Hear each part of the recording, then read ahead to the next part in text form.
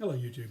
I did a little video about Virginia and some of the things up here the other day, and thought I'd also go over something that relates to that. This is um, essentially how we found this place and why we picked this place to be as far as a spot. And there were a lot of things that went into the decision. One, we drove around for probably about 2 years looking for a place to be and a place to kind of deal with. And one of the things we were looking for was a place near some of the activities that we like doing. We like paddling on the river. We also like hiking. And in this area, we really have an abundance of both of those, um, as well as hunting resources and such too. But we've got the Grayson Highlands State Park, which is fairly nearby, which is a beautiful area to hike up above, almost in an open area. It's just gorgeous.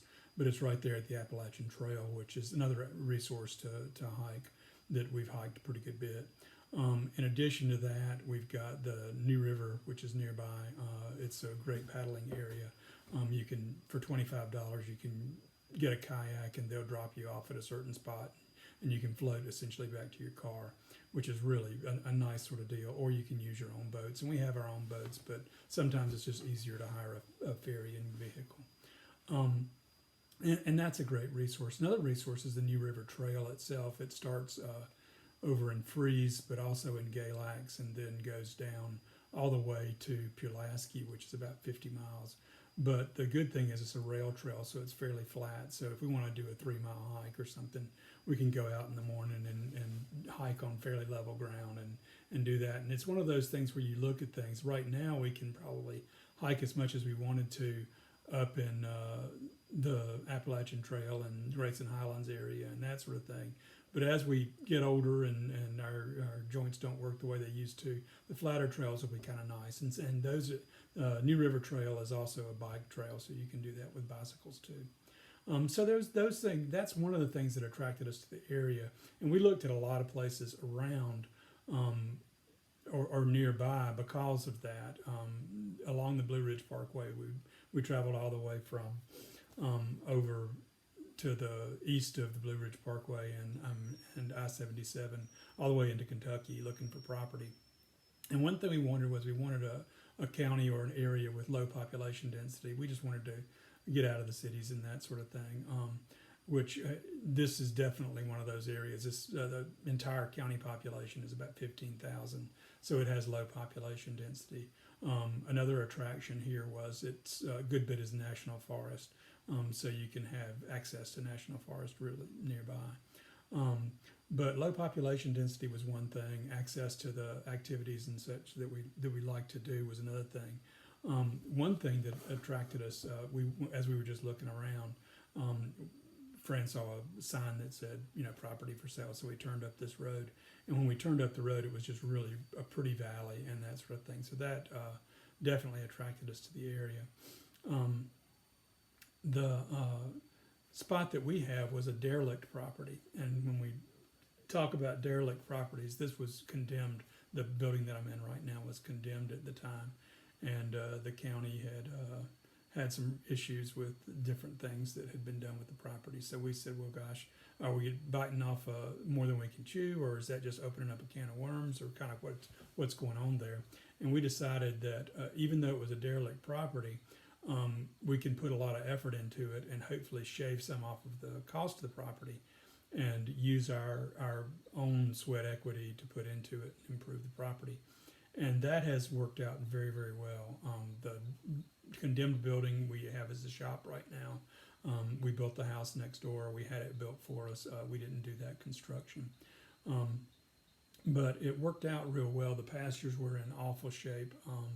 We ended up buying a small Kubota tractor from a neighbor nearby for a good bit less than we would have paid for a new tractor, but we also got with it finish mower, and I had a bush hog already.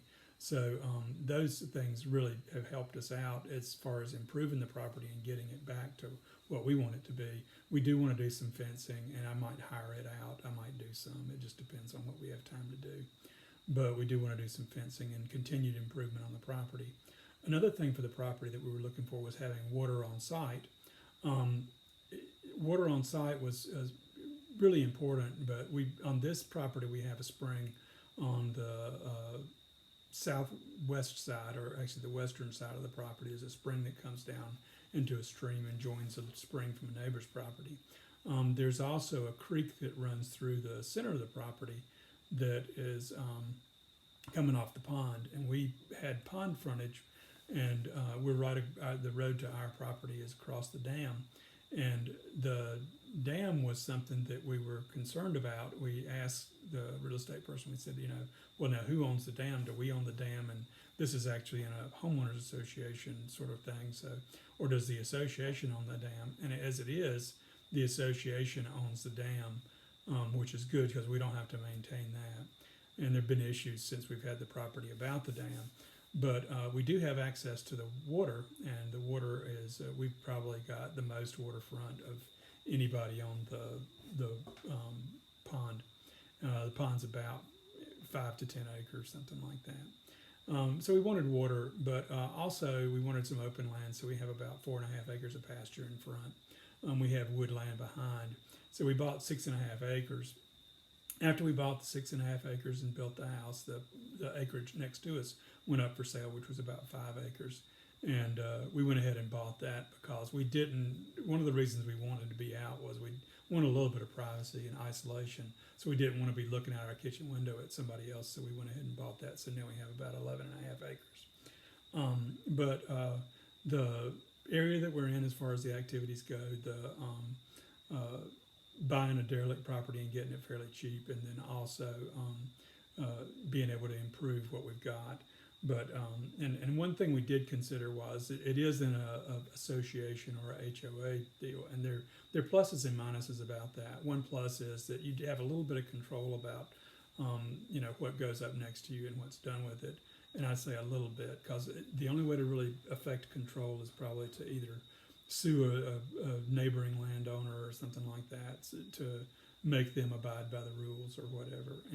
And it can get to some sticky situations. HOAs and those who are in a HOA know that homeowners associations can be really good, or you can have people in there who are overbearing and want to flex their muscle or whatever like that. So far, ours has worked out fairly well. Most of the property owners want to improve the whole development, and that's a good thing, because what it is it improves everybody's property. When one person takes care of their own, it ends up increasing the property values of everybody else. So that's a good thing. The only bad thing about HOAs is you're limited in what you can do with your property. It's like if we wanted to rent this one out full time, there are limitations on that. You can do a vacation rental for the property, which is a possibility. You do have square footage limits on what you can build, which is, we wanted something small. Our house is going to, when we finish out the basement, it'll probably be about 1,300 square feet, which is about what we wanted. The limit in our association is 1,000 square feet, which is not much. Limit in a lot of associations is 2,000 square feet, which is much, much more than we needed or that we even wanted. So that was consideration. If you do buy property, don't get impatient. Go out and get, what you feel like you want and that sort of thing. There's property in this area that is for sale. It's our development has really sold a lot in the past little bit because people are trying to move out or either acquire property out. One big benefit about this property was it already had existing well and septic. And the well, I think, is about 300 feet deep, which is a fairly expensive sort of, deal to get a 300-foot well dug. As you go up in elevation, you have to drill deeper. One of our neighbors had to drill, close to 600 feet or so to get an adequate flow of water. But ours, so far, we haven't had any problem. I have run a sprinkler until the well went dry, just to see how it would do, and it ran for a pretty good while. So we're not too worried about water supply, but it was a nice thing to have the well and septic. That's financially, that's a real benefit for the property. But that's how we came up here.